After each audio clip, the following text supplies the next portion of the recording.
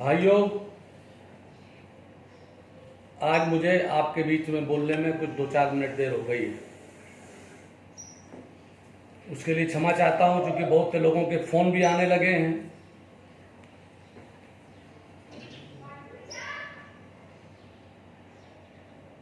भाइयों,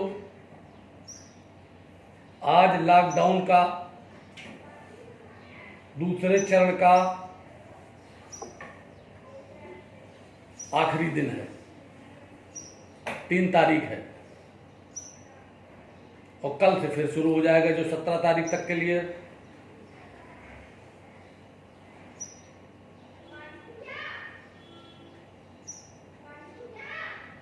अब कल से और 17 तारीख के बीच का जो लॉकडाउन अब की बार जो पूरे देश में अनाउंस हुआ है, उसमें 3 कैटेगरी बनाई गई है। एक ग्रीन जोन, ग्रीन डिस्ट्रिक्ट, एक ऑरेंज जोन और एक रेड जोन। रेड जोन वो है जहां पर केस रोज बढ़ रहे हैं। जैसे मैं कानपुर से बोल रहा हूं, कानपुर में रोज केस नए निकलते हैं।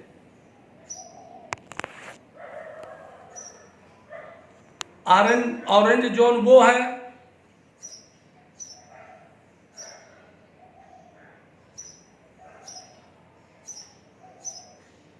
जहां पर कुछ कम निकले थे और ठीक हो गए, ठीक हो रहे हैं, 2-4 केसेस हैं।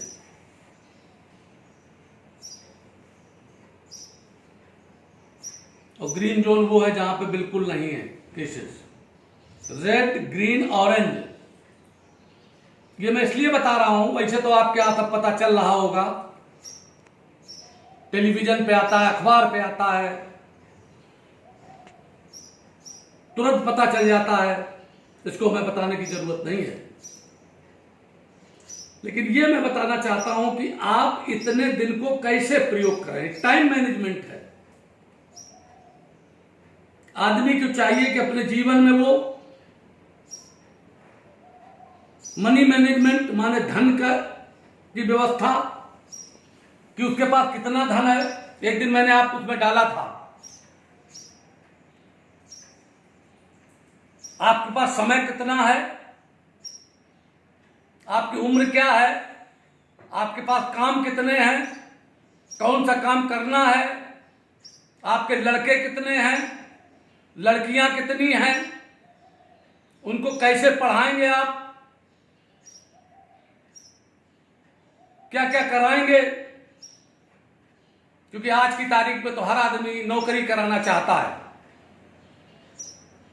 सरकारी नौकरी कराना चाहता है। घाघ कवि ने कहा था कि उत्तम खेती मध्यम बान, निषिद्ध चाकरी भीख निदान। सबसे उत्तम खेती थी पहले, व्यापार दूसरे नंबर पर था।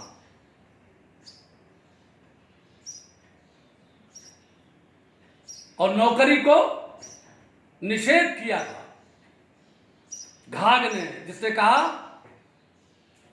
कि नाटा खोटा बेच के 4 धुरंधर ले, और आपन काम निकाल के औरन मंगनी दे।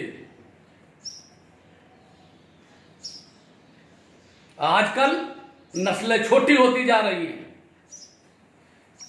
अपने से देख लो, अपने गांव में देख लो। मेरी लंबाई तो आप सबके आशीर्वाद से 6 फुट है।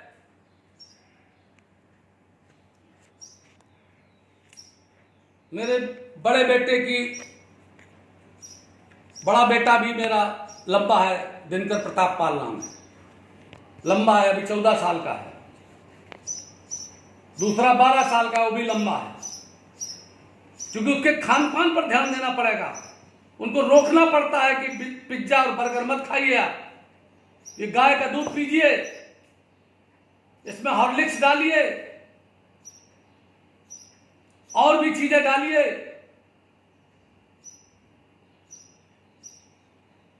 घी, दूध, आयुर्वेदिक दवाएं, च्यवनप्राश, जिसको आज सबसे ज्यादा इम्यूनिटी को बढ़ावा दिया जा रहा है, अदरक, तुलसी। तो मैं चाहता हूं, क्योंकि हम सब लोग किसान हैं, चरवाहे हैं, तो हम सब इन सब चीजों को जानें, अपने को पहचानें कि हमारे यहां सब कुछ है, हमें किसी के ऊपर, हम किसी के भरोसे नहीं हैं, हम आत्मनिर्भर हैं।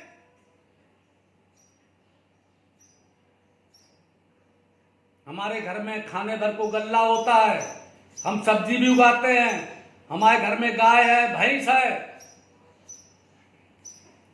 और पढ़ाई लिखाई भी हम करेंगे। मैं चाहता हूं कि हमारे बीच के किसान भाइयों में, मजदूरों में, गांव में, हम लोगों के बीच में, क्योंकि मैं कोई जात विशेष पर नहीं बोलना चाहता,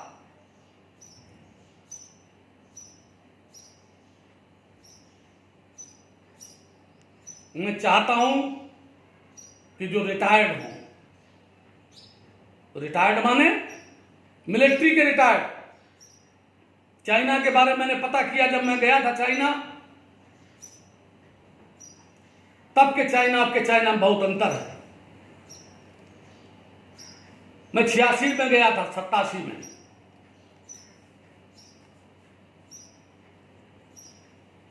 तब वहां का, थाईलैंड गया, बैंकॉक में जो वहां का रुपया चलता, वहां का उसको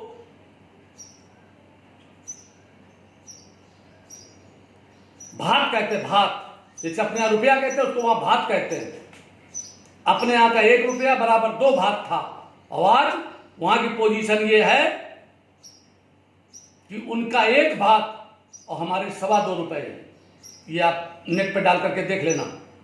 इसलिए मैं चाहता हूं कि हमारा नौजवान, हमारी नौजवान पीढ़ी ज्ञानवान बने, संस्कारवान बने, धनवान बने, यशस्वी हो, शक्तिमान बने, ताकतवर बने, शारीरिक रूप से और मानसिक रूप से। और मानसिक रूप से ताकतवर बनने के लिए आपको सकारात्मक सोचना पड़ेगा, आपको बड़ों का आदर करना पड़ेगा,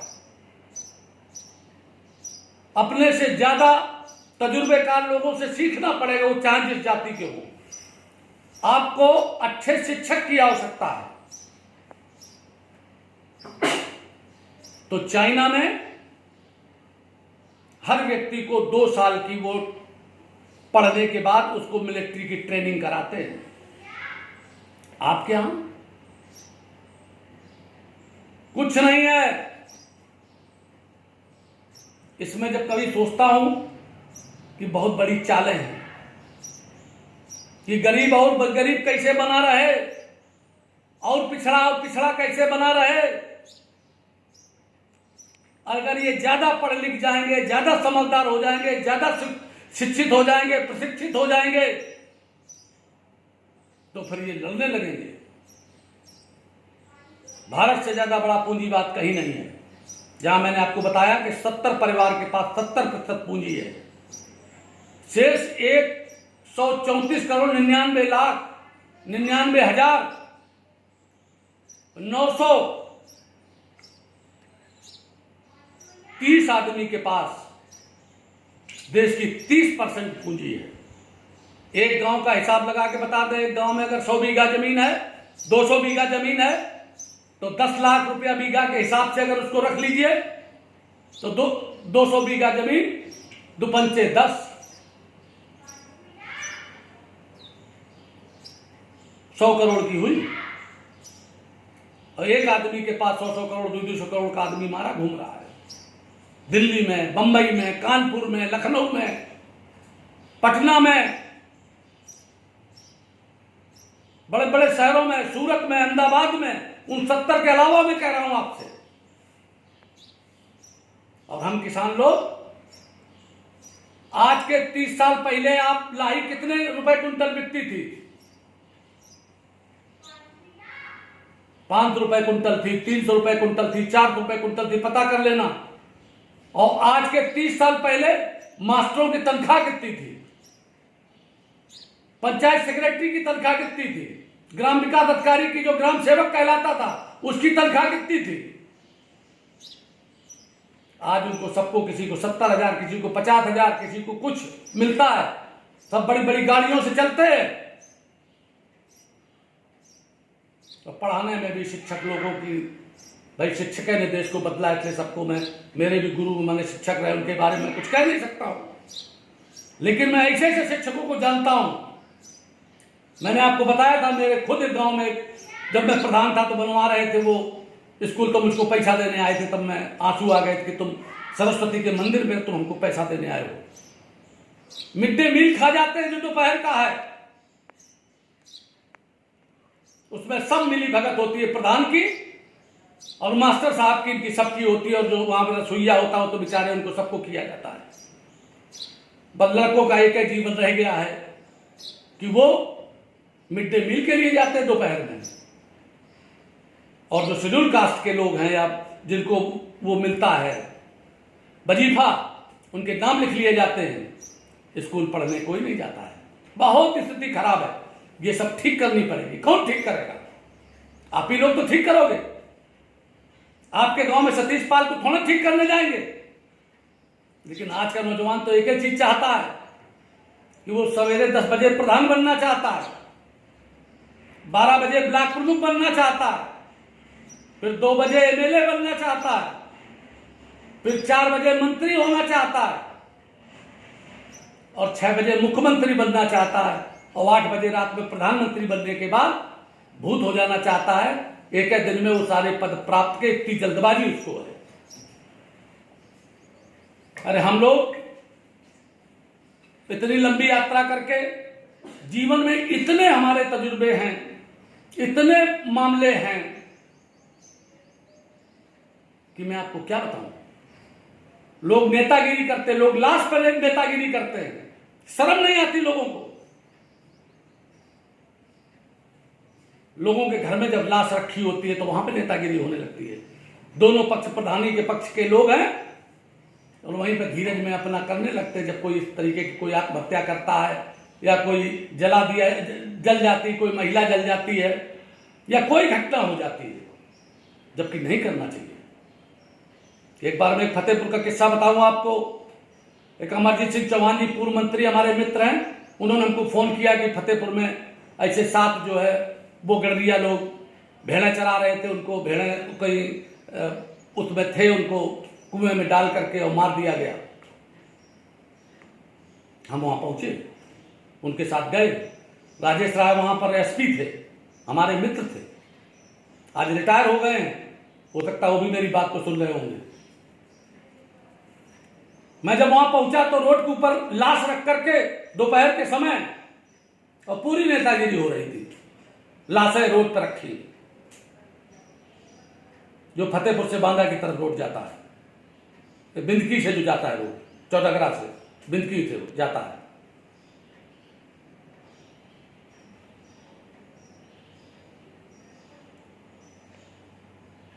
हमारे बिरादरी के भी नेता लोग, विधायक लोग वहां पर थे।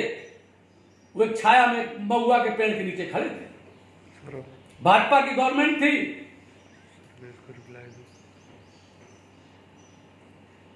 राजनाथ सिंह मुख्यमंत्री थे। मैं उस समय पिछड़े दलित की लड़ाई लड़ रहा था। उनसे मेरी रोज बात होती थी, जब तब बात होती थी। तो मैंने उनसे पूछा, जो लोग वो किए थे, कि क्या करना चाहते हो? बोले कुछ नहीं, ये मिट्टी नहीं उठेगी।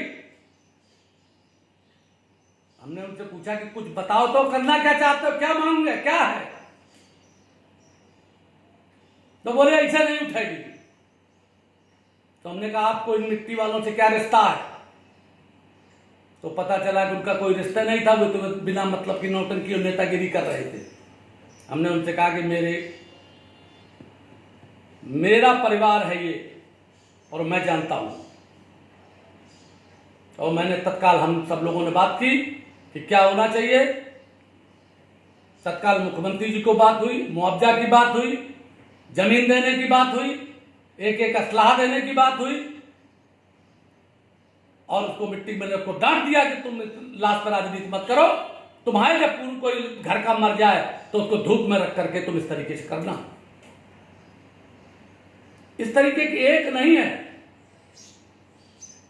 दोस्तों, बहुत से किस्से हैं। जिस किस्से का मीडिया ट्रायल हो जाए, ज्यादा उस पर छपने लगे, आप समझ लेना कि नाश हो गया है। आपने बाबरी मस्जिद राम का देखा होगा, एक मुख्यमंत्री ने कहा कि परिंदा यहां पर नहीं मार सकता है बाबरी मस्जिद पर, और बाबरी मस्जिद उन्हीं के मतलब ऐसा हुआ कि लोग बाग चढ़ गए और गोली का चलिए फला हुआ, उन्होंने वोट अपने हाथ में लिया सबका। इन नेताओं से तो भगवान बचाए, इन राजनीति करने वालों से भगवान बचाए।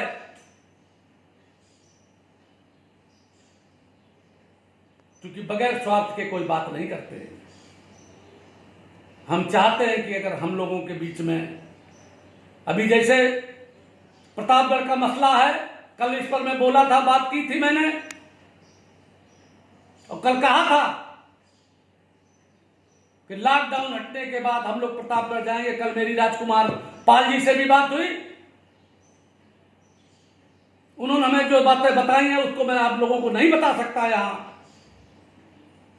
लेकिन मैंने कहा उनसे कि हम लोग आ करके और सीधे जेल चलेंगे। पहले जेल में जो लोग बंद हैं उन लोगों से बात करेंगे, और सारी चीज का 5 लोगों की टीम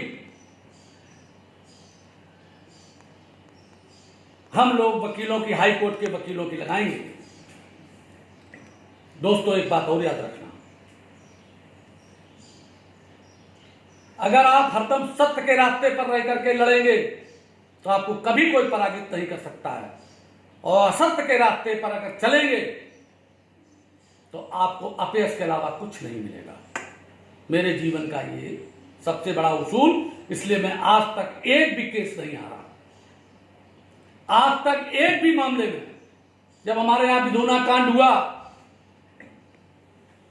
राष्ट्र कत्ल में जब हम जेल गए, जब ये बात हुई तो मुझसे डीएम ने कहा, जब थाने में थे, कि आपका बड़ा नाम सुना, आपने मुझसे कभी बातें नहीं की। एसपी बोला मुझसे बातें नहीं की,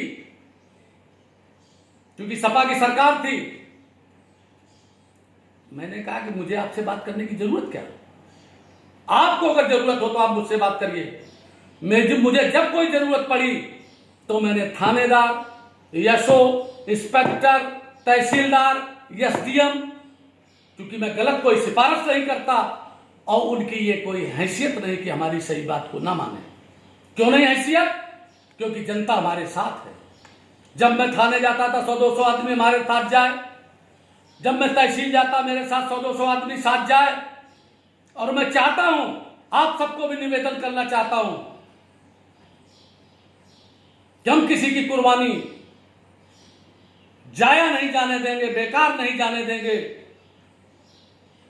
हम अपनी बहन बेटियों के लिए एक सुरक्षा कवच के लिए पूरे उत्तर प्रदेश में महिला मंडल गठित करेंगे।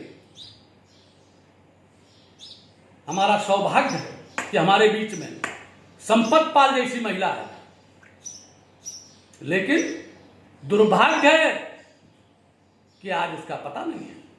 क्यों नहीं है? मैं घटना बताना चाहता हूं दोस्तों। उसके ऊपर जब एक पिक्चर बनी गुलाब गैंग, तो गुलाबी गैंग संपत पाल की ही बनाई हुई थी, इसलिए मैं नोएडा में था, मैं उसको देखने गया। और उसके पहले भी मैं चित्रकूट जाता हूं यहां से दर्शन करने के लिए। बांदा के बाद उनका गांव पड़ता, वो पड़ता है जगह। मैंने उनको बात की, कई बार बात की। मैं प्रयास करता हूं कि कभी बैठ करके बात हो जाए। अभी मैंने कई बार फोन मिलाया, उनका फोन ही नहीं मिलता है। बताओ दोस्तों क्या करें? उनके साथ भी ऐसी घटनाएं हुई हैं, दूसरों ने कब्जा कर लिया संपत पाल की उस पर। माधुरी दीक्षित हीरोइन हो गई, जूही चावला उसकी विलेन हो गई, तमाम लोगों ने पिक्चर बना करके उस पर करोड़ों रुपया पैदा कर लिया, उसको सिर्फ अकेले वो जो कौन घर होता है जो उस पर बंबई पहुंच गई थी, जो मिल गया हो संपत पाल जी को। संपत पाल जी के नेतृत्व में संपत पाल जी को भी हम बात करेंगे, क्योंकि नेता ऐसे बनता नहीं है।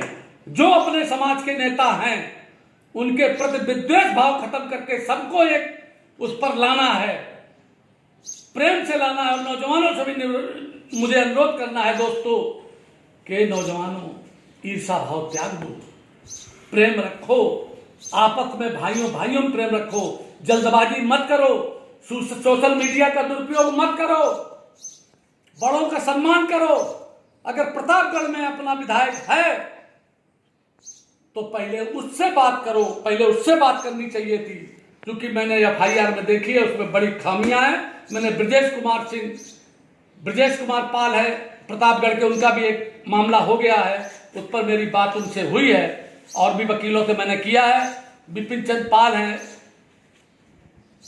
हाईकोर्ट में, तमाम वकील हैं अपने पास हाईकोर्ट में, हम लोग उनको सबको बात करके और भी तमाम चीजों पर सब करेंगे। एक नई रोशनी, एक नई लड़ाई, एक नए तरीके से काम होगा। हम ये चाहते हैं कि हमें अगर लक्ष्य तक पहुंचना है तो हम बीच में कोई भी अगर अवरोध आ रहा है उसको आने न दें। और दूसरे भी समाज के लोगों से मेरा अनुरोध है कि वो लड़ाई में हमारे उसमें इस तरीके का कोई ऐसा काम ना करें अपना स्वार्थ सिद्ध करने के लिए जिससे हमारी बदनामी हो। हम अपनी लड़ाई लड़ने के लिए सक्षम हैं। तुम्हारी लड़ाई में जब कभी और जरूरत पड़ेगी तो मैं तुम्हारा साथ दूंगा। और हमारे लिए तुमने जो कुछ बोला है, जो कुछ कहा, उसके लिए हम तुम्हारा आभार व्यक्त करते हैं। लेकिन आगे आप हमें राजनीति में कृपया न घसीटें, हमारी बहन बेटी को राजनीति में न घसीटें, हम सब देख लेंगे। यही बात कहते हुए अपनी वाणी को विराम देता हूं और आप सबसे बहुत कुछ कहना चाहता हूं, बहुत कुछ कहूंगा, ऐसे ऐसे दांव पेच बताऊंगा और उन लोगों को हम चैन से नहीं रहने देंगे जिन्होंने हमारे पूर्वजों का शोषण किया है, जो हमारा शोषण कर रहे हैं, हमारे समाज का शोषण कर रहे हैं, हमारे वर्ग का शोषण कर रहे हैं, किसानों का शोषण कर रहे हैं, अति पिछड़ों का शोषण कर रहे हैं, मजदूरों का शोषण कर रहे हैं। मैं उनको कतई चैन से नहीं सोने दूंगा। और ये बात आप अच्छी तरीके से समझ लो दोस्तों, मैं आपका बेटा हूं, आपका भाई हूं और तमाम उन लोगों से पढ़ा लिखा हूं, तजुर्बेकार हूं। तमाम मुख्यमंत्रियों से, तमाम मंत्रियों से मेरे व्यक्तिगत संबंध रहे हैं और हैं। आप बस इतनी बात मेरे ऊपर भरोसा करें, मैं आपको न्याय दिलवाने के लिए, जीत दिलाने के लिए पूरा का पूरा प्रयास ही नहीं करूंगा, जीत दिलवाऊंगा। आपको सिर्फ मेरी बात माननी है। लाखों आदमी एक दिन हम लखनऊ में इकट्ठा होकर के अपनी पहचान दिखाने के लिए और लड़ाई लड़ने के लिए इकट्ठा होंगे। हम ये दिखा देंगे कि इन चरवाहों में कितनी दम है, हम कितना तुमसे आगे हैं। यही बात कहते हुए अपनी वाणी को विराम देता हूं। जय हिंद, जय भारत, धन्यवाद।